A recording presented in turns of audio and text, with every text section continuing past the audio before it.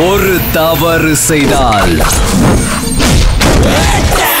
அதை தெரிந்து செய்தால் அவன் தேவன் என்றாலும் விடமாட்டேன். இப்ப கொலை பசில இருக்கேன்.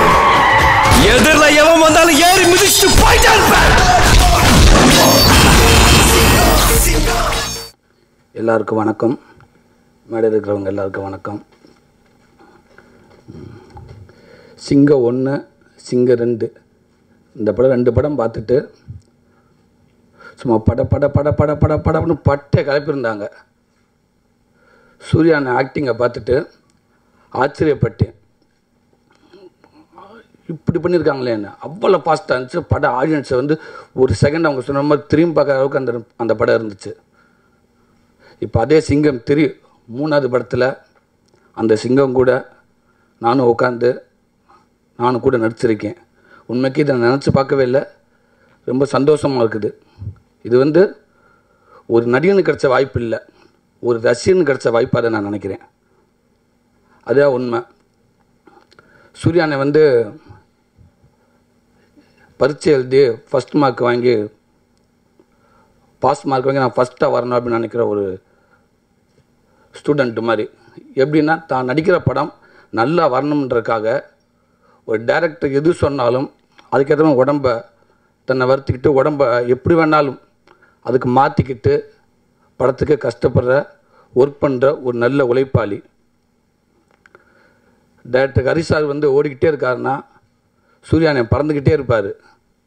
இந்த கூட்டணியில் நானும் ஒரு ஆள் அதுக்கு நினைக்கிறப்ப ரொம்ப சந்தோஷமாக இருக்குது. என்ன ஒன்று, கொஞ்சம் காப்பியை குடித்தா கூட கடன்னு குடிக்கணும். படக்குன்னு குடிக்கணும். அதுதான் ஒன்று. அப்போ டைரக்டர் ஹரி சார் எல்லாத்துக்குமே தெரியும் ஃபாஸ்ட்டு. அதெல்லாம் விட உண்மைக்கு நம்ம எந்த அளவுக்கு உழைக்கணும். நம்ம கிடைக்க 1 மணி நேரம், இன்னைக்கு கிடைக்க 1 மணி நேரம் எனக்கு அந்த பெரிய பொக்கிஸ். அந்த 1 hour இன்னைக்கு கிடைக்க இந்த நாள், அது என்னோட நாள் யாரும் வேஸ்ட் பண்ணக்கூடாது. அந்த நாளை நான் முழுமையாக அணிவிக்கணும் அப்படின்னு ஒவ்வொரு டைம் சொல்வார். அவருடைய உழைப்பு தான் இந்த அளவுக்கு. ஒரு 300 பேராக இருந்தாலும் சுண்டு வரலை வச்சுருப்பார், ஓடிக்கிட்டே இருப்பார். அந்த 300 பேரையும் கூட்டிகிட்டு ஓடிக்கிட்டே இருப்பார். காலையில் வந்தாருன்னா ஈவினிங் வரைக்கும் பேக்கப் சொல்கிற வரைக்கும் கண்டினியூ அவர் எனர்ஜியை பார்க்கவே முடியாதுங்க. அப்படி ஓடிக்கிட்டே இருப்பார். எல்லாத்தையுமே அப்படி கையில் வச்சுருப்பார். அப்படி திரும்பினா எல்லாம் சார் சொல்லுங்கள் சார் அப்படின்வாங்க. அப்படி ஒரு பரபரப்பான ஒரு திறமையான ஒரு உழைப்பாளி ஹரி சார். என்னென்னா பெரிய டைரக்டர் அப்படின்னு சொல்கிறது ஃபஸ்ட்டு எடிட்டர்னு சொல்லலாம். உண்மைக்கே சாரை வந்து ஒரு சீன் பண்ணது அப்படின்னா ஏதோ வந்தோம் டைலாக் பேசணும், ஓகே ரைட்டு, எக்ஸ்ட்ரா ஒன்று பேசிட்டாங்க, எக்ஸ்ட்ரா பர்ஃபார்மன்ஸ் பண்ணி விழுந்துட்டோம் எல்லாம் அப்படின்லாம் இல்லை. பண்ண சொல்லிவிட்டு ஒரு ரிஹர்சல் பார்ப்பார். ஃபுல்லாக பண்ணிவிட்டு அப்படியே மானிட்டர் போடுவார். டயத்தை பார்ப்பார். தப்பாக வச்சுக்கிறாங்க சார். டயத்தை பார்ப்பார். ரெடி அப்படின்னாரு. ரோபோ சங்க வந்து ஒரு டைலாக் பேசியிருப்பாப்புல. சாம்சங் ஒரு டைலாக் பேசியிருப்பார். இன்னொரு ஆட்டோக்காரர் வந்து பேசியிருப்பேன். அப்போ நான் வந்து பேசியிருப்பேன். ரெடி. எவ்வளோ வருது? 1:10 செகண்ட். ஐயோ அப்பா தாங்காது, ஆத்தடி அர்த்தம் அப்பா முடியாது. ரோபோ நீங்கள் என்ன பண்ணீங்க சார்? இங்கேருந்து குதிச்சு ஓடியாந்தீங்க சார். இப்போ குதிக்கல வேண்டாம், இங்கேருந்தே வாங்க. ஆட்டோ எங்கேருந்து வந்துச்சு சார்? ஆட்டோ இந்த லெஃப்ட் கட் பண்ணி உள்ள ஒன்றும் வேண்டாம். வீரமணி ஆட்டோ இங்கேருந்து வரா. ரைட்டு, நீ சூரிய என்ன பேசுனீங்க? அதுதான் sir. Ready, okay ready, action. அடிட்டு போடுறா. 1:05. இந்த 5 செகண்டை தூக்குடா 5 செகண்டை. ரொம்ப இப்போ என்ன பண்ணீங்க? எங்கே சார்? இங்கேருந்து வந்தீங்க சார். நீங்கள் ஆஃபீஸ் இங்கேயே நிற்கிறீங்க, ஆக்ஷன்லேயே பேசிடுறீங்க. சூரியங்க ஓகே சூரியங்க. ஆட்டோ சார், ஆட்டோ இங்கே இருக்கு. ஆட்டோ அங்கேயே நில்லு, வேண்டாம் போ. Ready, okay action. கடிட்டு போகிறா. 1 hour வந்துச்சா? எப்படி வந்துச்சு இப்போ? சாரி 1 செகண்ட், 1 நிமிஷம் போதும். அது இவ்வளவுதான் இருக்குன்னு சும்மா எக்ஸ்ட்ரா அதுக்குன்னு பார்க்க மாட்டாங்க, ஓடி போயிடுவாங்க. இதுக்குள்ளே தான் இருக்குன்னு. ஓகேவா? ரெடி என்ன சரி, ஓகே. இப்படி கரெக்டாக வச்சு சீன் பண்ணக்கூடிய இயக்குனர். நம்மளால் அண்ணன் இடையில ஒருத்தர் வந்தார். நம்ம அண்ணன் மண்ட மனோகரானே, அவர் லொல்லு சபா மனோகரானே. யோசிச்சு பாருங்கள் எப்படி இருக்கும்னு. உன சீன் அவர் இறங்கி ஓடி ஒரு கம்ப்ளைண்ட் பண்ண வரணும். என்னண்டா சார் ஐயா போலீஸ் ஸ்டேஷன் ஆட்டோலேருந்து ஓடியாருவார். ஐயா ஐயாண்டு வருவார். வந்து என்னான்னு கேட்டால் ஒரு இடத்துல ஒரு இன்னொரு கான்ஸ்டபிள் வந்து என்ன என்னையா பிரச்சனை இல்லையா, என் பொண்ணு கருப்பத்தை எழுத்து விட்டு ஏகாம்பரம் கூட்டிகிட்டு ஓடிட்டான் இதான் சார் அப்படின்னு இந்த விஷயத்த சொல்லணும். அவர் ஆட்டோவில் இறங்கி ஓடி வந்து ஒரு கான்செப்டை சொல்லுவார். அவருக்கு எப்போ கான்செப்ட் உள்ளே சார் உள்ளே இருக்காருன்னு சொல்லுவாங்க. உள்ளே வந்து நான் ஆப்போசிட் நான் வந்துடுவேன். நான் வந்து என்னன்னு கேட்கணும். இந்த மாதிரி விஷயத்தை சொன்னேன். Ready okay பார்த்தாச்சா? அசிஸ்டண்ட் கேட்பேன் இல்லை பார்த்தா ஓகே அண்ணே நம்ம பார்க்கலாமாண்ணே? சார் பார்க்கலாம் சார். ரெடி ஓகே பார்த்தேன் ரெடி எங்கே படுங்க ஆக்ஷன். ஆட்டோ ஆட்டோ அங்கேருந்து வா அது வா வா ரெடி வா. ஐயா ஐயா ஐயா அரை மணி நேரம் போயிடும். ஐயான்ட்டு அரை மணி நேரம் போயிடும். ஐயா ஐயா ஐ ஐயா ஐயா ஐயா அவங்க ஐயா போடுறா கையை சுத்த விடாத. Ready okay ready ready action. ஐயா சார் சடனை வா டக்குன்னு வா உள்ள வா. சரி சார். ஐயா இந்த மாதிரியா? ஏய் அவர் சார் வரையில் மனோர் சார் வரையில் ரெண்டு ஓடுங்க. என்ன பிரச்சனை அப்படி இந்த கையை சுத்த விடாத. இறங்கி அவர் ஆட்டோ ஐயா உங்களுக்கு ஒரு விஷயம் தெரியுமா ஐயா அப்படின்னு நான் சொல்லிடுவேன். அண்ணே உங்களுக்கு ஒரு விஷயம் தெரியுமா? இந்த சீனை டேரக்டர் தூக்கிடுவார். ஆமாம் நான் தான் 2 தடவை பாப்பா டேரக்டர் சொல்லி நம்மளா கொஞ்சம் உள்ளே வந்துக்கிறோம். நம்மளா இல்லட்டா அப்புறம் கொஞ்சம் யோசி எல்லாம் மெனக்கட்டு இருக்கோம்னே டக்குன்னு சொல்லிட்டு போயிட்டே இருப்பார் சார் பார்த்துங்கன்ட்டு. ஓகே தம்பி அதே மாதிரி வந்தார். ஐயா அப்படின்னா 2 தடவை போச்சு. 3வது ஐயா அப்படின்னு நான் சொல்ல ஆரம்பிச்சேன். உங்களுக்கு விஷயம் தெரியுமா? என்னது உன் பொண்ணு கருப்பத்தை ஏற்ற விட்டு ஏகாம தூக்கிட்டு போயிட்டு அதான தலைவர் ஏன் டீலாக்கு பரவாயில்ல யாரும் சொல்லுவோம் புட்டேஜ் இது இந்த புட்டேஜுக்கு யாராவது சொல்லி முடிச்சிருவோம் சீன் போயிடும். இல்லை இப்போ நான் கரெக்டாக சொல்லிடுறேன். இப்படி வந்து அந்த சீன் எடுப்பேன். என்னோட எது ஒரு லிமிட் அதுக்குள்ளே யாராவது என்ன ரியாக்ஷன் இவ்வளவுதான் இருக்குன்னு. அதே மாதிரி காலையில் வந்த உடனே அந்த என்னென்னா அந்த கோர்ட்லலாம் பார்த்தீங்கன்னா கோர்ட்டில் பார்த்துருப்பீங்க அங்கங்கே ஒரு லாயரு ஒரு 2 பேர் நிற்பாங்க. அவங்க பிரச்சனை சொல்லிகிட்டே இருப்பாங்க. அட்மாஸ்ட் ஒரு 2 பேராக நிற்பாங்க. அங்கே பார்த்தீங்கன்னா ஒரு 100 பேர் ஜோடியாக நிற்பாங்க ஏதாவது. அதே மாதிரி தான் காலைல உள்ள நுழைய வரையிலேயே உள்ளே வந்து பார்த்தோம்னா அப்படியே அங்கங்கே 2 பேர் வீரமணி ஒருத்தருக்கு அசிஸ்டன்ட் சொல்லி கொடுத்துருப்பாங்க. அண்ணன் அவர் ஒரு டைலாக் சொல்லி கொடுத்துருப்பாரு. அண்ணன் ஒருத்தங்க சொல்லி கொடுத்துருப்பாங்க. அவங்க என்னென்னு தெரியும் இந்த சீனில் 5 பேருக்குன்னு கரெக்டாக டைலாக் சொல்லணும். புரியுதா? ரொம்ப போட்டு திட்டே கூடாது அப்படின்னு டேரக்டர் வரக்கு முன்னாடி அவங்க செக் பண்ணுவாங்க. கரெக்டாக அண்ணன் சொல்லியிருப்பாங்க டேரக்டர்னே டே பக்காவை பார்த்துங்க பசங்க கரெக்டாக சொல்கிறாங்களான்ட்டு. அதனால் எல்லோரும் அப்படியே ரிஹர்சல் கொடுத்துட்ருப்பாங்க. இப்போ அதே சீனில் செலுத்த நாய் இருக்கும். நாய் போலீஸ் தேவைப்பட்டு நாய் இருக்கும் பக்கத்தில் குதிரை இருக்கும் எல்லாமே இருக்கும். ஆனால் ஒரு ஆளாக ரிஹர்சல் பண்ணிகிட்டே இருப்பாங்க. அப்படியே பார்த்துக்கிட்டு நான் ரெடி ஓகே ரெடி கரெக்டாக பண்ணுறாங்களா ஓகே அந்த டாக்குமெண்ட் எங்கே சார் அங்கே இருக்கா கூட்டி அவரை கூட்டி வா. என்னையா நாய் நல்லா கவுமாய்யா? அதெல்லாம் நல்லா கவும்பியா கௌரி. அப்போ சும்மா வண்டி எல்லாம் கிளம்பி ஆட்டோ ஓட்டிட்டப்போ நீ மட்டும் எங்களை பழகிட்டு இருக்கக்கூடாது. உனக்காக தனியாக எடுக்க முடியாது. நான் என் பக்காவை ட்ரெயின் பண்ணி வச்சுருக்கியா கிளியர்ஸ் எங்கே பண்ணு ஹேய் வாயா பண்ண சொல்லியா அப்படின்ட்டு ரைட்டு ஓகே. இப்போ மறுநாள் பார்த்தீங்கன்னா வந்தோம்னு எல்லா பக்கமும் அப்படியே எல்லோரும் பேசிட்டே இருப்பாங்க. ஒரு பக்கம் பார்த்தா நாய் சவத்தை பார்க்க வச்சுக்கிட்டு இருக்கும். ஏன்னா அந்த நாய்க்கு ட்ரைனிங் கொடுத்துட்டு இருப்பாங்க. கொன்னே விடுவார் சார் கரெக்டாக இருக்கணும்னு சொல்லியிருப்பாங்க உதவி இயக்குனர் சார் பார்த்துங்க அவருக்கு சொல்லி கொடுத்துருப்பேன். 3ஆவது நாள் சார் இப்போ எல்லோரும் வரணும். இந்த 2 நாள் குதிரையை குட்டி வருவாங்க நாய் வச்சுக்க நாயை குட்டி வருவாங்க. 3ஆவது நாள் இது எல்லாம் அவங்க கூட்டிகிட்டு வரும். நாய் அவனை குட்டி வச்சிக்கிற வாயா மணி 6 மணி ஆயிடுச்சு காலை கொல்ல போகிறாரு மனுஷன். குதிரை அப்படி கையை பிடிச்சி அவங்கள குட்டி வரும். சீக்கிரம் 6 மணி ஆச்சு அஸ்டன்ட் பிடிச்சிருவாங்க.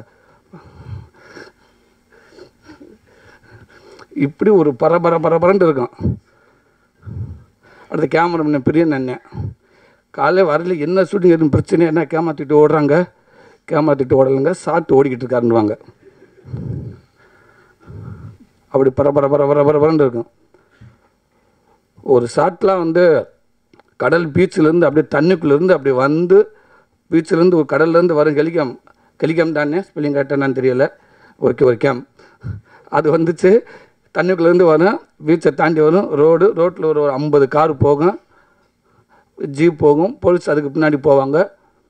அப்படியே அந்த ரோட்டை கிராஸ் பண்ணி உள்ளே போகணும் அந்த போலீஸ் ஸ்டேஷனுக்கு வெளியில் ஒரு 100-200 பேர் போலீஸுங்க எல்லோரும் கரெக்டாக அப்படி ஸ்டெடியாக அனுப்பாங்க. உள்ளே ஒரு விஷயமா மீட்டிங் போய்ட்டுருக்கோம் எல்லாம் ஸ்டெடியாக இருப்பாங்க. அதுக்குள்ளே கேமரா உள்ளே போச்சுட்டா அங்கே அண்ணன் இருப்பார் ஹீரோ இருப்பார்.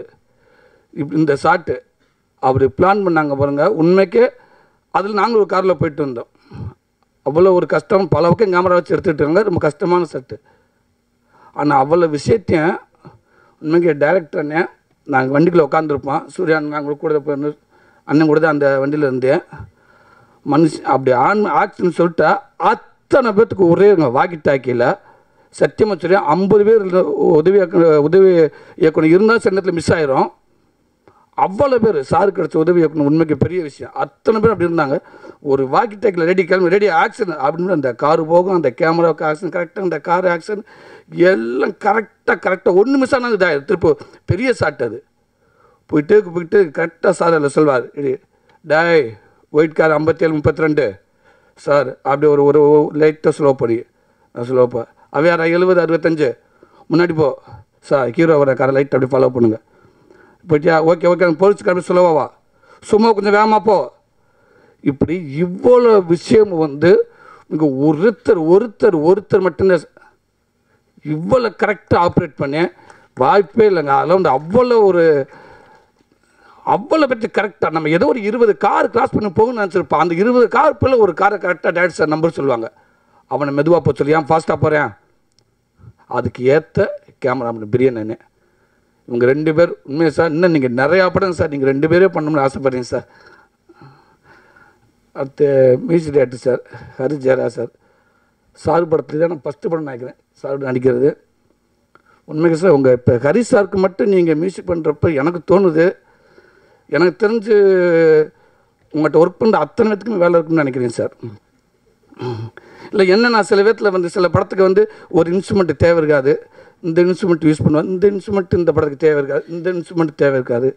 எனக்கு தெரிஞ்சு சாருடைய ஸ்டூடியோவில் பார்த்தீங்கன்னா அத்தனை மியூசிக் ரெடின்ற எல்லோரும் அலாட்டார் ரெடி ஓகே அப்படின்னு எல்லாம் சார் இது சார் பல்ப் போட டமால் சார் இது ஓகே சார் கரெக்ட் இழுத்து விடு, அது போடு இது போட்டு எல்லாம் இல்லை எனக்கு தெரிஞ்சு எல்லாருமே செம ஃபாஸ்ட்டாக ஒர்க் பண்ணுவாங்கன்னு நினைக்கிறேன். ஏன்னா மியூசிக் பண்ணி சாதாரண விஷயம் ஹரிசாரி படத்துக்கு சும்மா அவ்வளோ ஃபாஸ்ட்டாக இருக்கேன். சூப்பராக இருந்துச்சுங்கண்ணே. அடுத்து எங்கள் அண்ணன் விவேக் அண்ணன் பாட்டிலையும் ஆடிட்டேன். ஃபஸ்ட்டு பாட்டில் 2 மூமெண்ட்டை போட்டு மறைஞ்சிட்டு இப்படியா மாஸ்டர் அவங்க பேர் என்னண்ணே பிருந்தா மாஸ்டர் சாண்டவனே இந்த சூரிக்கு 2 மூமெண்ட் கொடுக்குற நான் படுற பாடு இருக்கேன்னு பின்னாடி போய் தலையை சொல்லிக்கிட்டு இருப்பாங்க. இந்த டைரக்டர் சார் சொல்லுவார், இல்லை சூரிக்கு ஒரு மூமெண்ட் தான் நல்லாயிருக்கு அப்படின்ட்டு. அதில் பங்குக்கு ஒரு பெரிய படத்தில் இந்த பாட்டில் கொஞ்சம் வந்துட்டேன், ரொம்ப சந்தோஷமாக இருக்குது. அடுத்த கணக்கணே மாஸ்டர் அவங்க துணியை துவைக்கிற மாதிரி 4 அடி அடிச்சு துவைச்சி பிச்சு எரிஞ்சு டோட்டல் மேலே இருக்க அத்தனை பேர் எங்கள் பெரிய படத்தில் இப்படி வாய்ப்பு கொடுத்தல எங்கள் டைரக்டர் சார் சூர்யா அண்ணன், எல்லாத்துக்கும் மேலே கொஞ்சம் வயசாகவே இருக்கிற எங்கள் ப்ரொடியூசர் ஞானவேல் சார் ரொம்ப நன்றி சொல்லிக்கிறேன் சார். டைரக்டர் தெரியும், ஹீரோவை தெரியும். உண்மைக்கே இன்றைக்கி ஞானவேல் ராஜா சார்ண்டா எங்கள் கிராமம் சார் எங்கள் கிராமம் கண்டுபிடிக்கணும் சார், கண்டுபிடிப்பாங்க இந்த ஊர் எங்கடா இந்த ராஜாபுரம் அப்படின்னு. எங்கள் ஊருக்கு வரைக்கும் தெரியும் சார் இந்த ப்ரொடியூசர்கள் யார் இன்றைக்கி மெயினாக இருக்காங்க அப்படின்னு. அந்தளவுக்கு ஒரு பெரிய நிறுவனமாக எனக்கு வளர்ந்துருக்கீங்க சார். நான் மேலும் ஒரு பெரிய நிறுவனமாக வளரணும் சார். நான் பல படங்கள் இயக்கிக்கிட்டு கொடுத்துக்கிட்டே இருக்கணும் சார். எல்லா படத்தையும் நான் இருக்கணும் சார். ரொம்ப சந்தோஷம். அந்த படம் மிகப்பெரிய வெற்றி அடைய என்னோடய வாழ்த்துக்கள் சார். நான் ஒரு ரசிகனாக வாழ்த்துறேன் சார். ரொம்ப நன்றி சார்.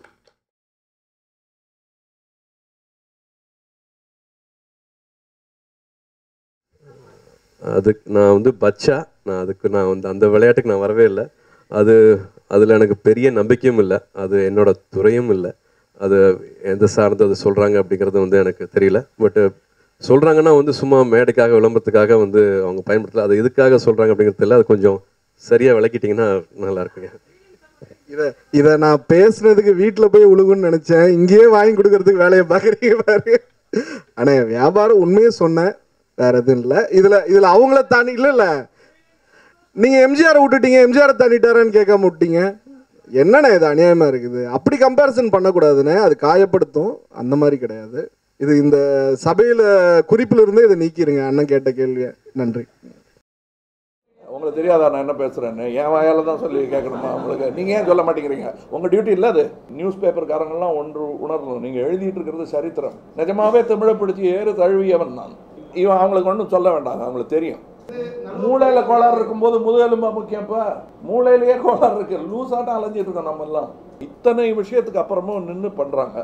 அவங்கள தயவுசெய்து ஆன்டி சோஷியல்னு ஒதுக்கிடாதீங்க. அதான் சொன்னால் நீங்கள் அவரை சொன்னால் நம்பிட்டீங்களா நீங்கள்? அப்போ நானும் நம்புகிறேன். அதானே நீங்கள் தானே சொல்லணும். எனக்கு செய்தி சொல்கிறவங்க நீங்கள் தானுங்க. நீங்கள் எனக்கு என்ன சொல்கிறீங்க சொல்லுங்கள். அது கரெக்டுன்னு நீங்கள் தான் எனக்கு அது பிரித்து சொல்லணும். பாலும் தண்ணியும் பிரித்து சொல்கிற அன்னபட்சிகள் நீங்கள்.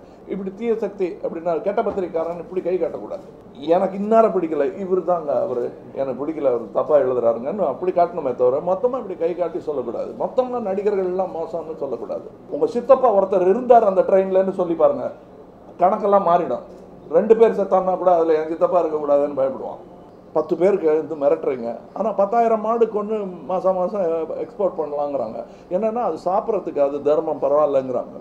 மனிதனுக்குள்ளேயே இயற்கையாக இருக்கிறது இல்லை, பார்த்து கற்றுக்கிட்டது தான். இது வரும், அந்த சமூக தளத்திலே அந்த மரியாதை வரும். சொல்ல வேண்டாம்னு நினைக்கிறேன். வழி கேட்டால் சொல்லலாம். சும்மா இருக்கும்போது மயிலாப்பூருக்கு இப்படி போங்க, மயிலாப்பூருக்கு இப்படி போங்கன்னு எதுக்கு நான் சொல்லி அவர் இப்போ அடையார் போகிறவராக இருந்தாருன்னா அது தவிர எதையுமே பேன் பண்ணாதுங்க. அது விஸ்வரூபமாக இருக்கட்டும், இல்லை கங்கை எங்காலையாக இருக்கட்டும்.